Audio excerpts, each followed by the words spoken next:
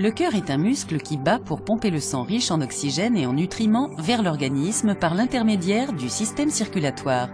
À l'intérieur du cœur se trouvent 4 chambres qui recueillent le sang puis le répartissent vers les poumons et l'organisme.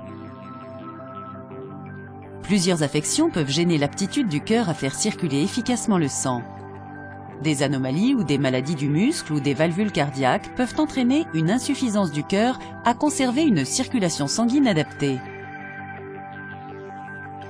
Une coronaropathie, une pression sanguine élevée ou des artères rétrécies ou bouchées peuvent compromettre l'aptitude des vaisseaux sanguins à faire circuler efficacement le sang, augmentant ainsi la charge de travail du cœur.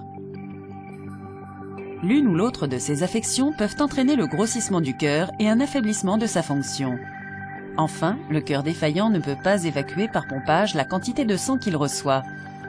Cela entraîne l'augmentation de la pression à l'intérieur des chambres cardiaques et du système veineux, ayant pour résultat une accumulation de liquide dans les tissus corporels.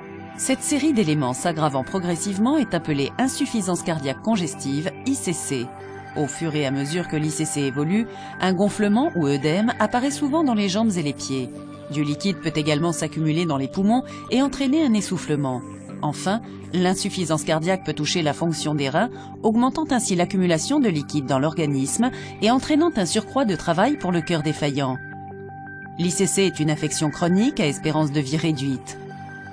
Dans le cas d'un vice valvulaire, l'intervention chirurgicale peut être nécessaire.